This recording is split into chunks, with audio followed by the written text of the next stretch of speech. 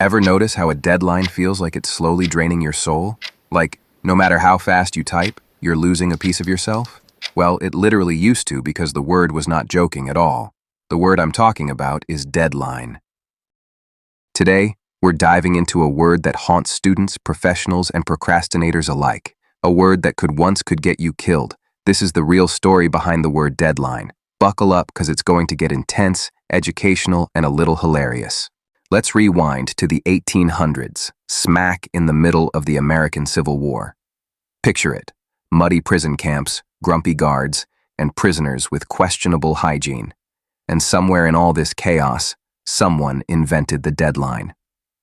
At these camps, they literally drew a line around the prison yard, step past it, and congratulations, you just became target practice. No warning, no mercy, no, hey, can I get an extension? So basically, the original deadline was, step over this line and you're dead. No exceptions, no excuses, no sorry I was sick, just literal death. Shows how much the world has changed over time, doesn't it? So how did we get from rifles and prison yards to emails from our boss at 11:59 p.m.? The word deadline was first recorded in print in the 1860s during the Civil War. Originally, it literally meant the line you weren't supposed to cross in a prison camp. Step over and, well, death was likely. Later, the meaning evolved metaphorically. Finish this by a certain time, or suffer consequences. And today, it means you'll just get an angry email or lose some points. Honestly, deadlines today are still dangerous, just emotionally. Every time someone says deadline, your body does that little panic twitch, and honestly, it makes sense. The word originally meant something way scarier than a late assignment. Back then, crossing the deadline wasn't about losing marks. It was about losing your entire existence. So, yeah, stressing over deadlines today? Totally justified. At least now the only thing aiming at you is your boss's disappointed stare.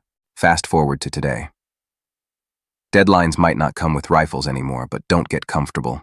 Miss one and suddenly your GPA is in freefall, your paycheck looks malnourished, and your group project partners glare like silent judges. So yeah, the original spirit of the deadline definitely survived. Just fewer bullets now, way more coffee. So the next time you find yourself in that familiar 11:58 p.m. frenzy, your cursor blinking like a heartbeat, your pulse racing the clock, remember this moment has history, because once upon a far harsher time, a deadline was not a metaphor.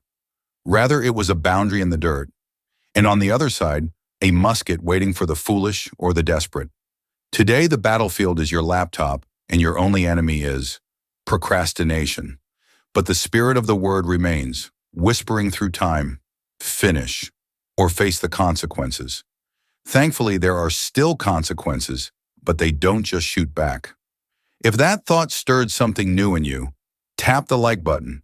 And if it didn't, humor me. Tap it anyway. Consider it your tiny act of survival.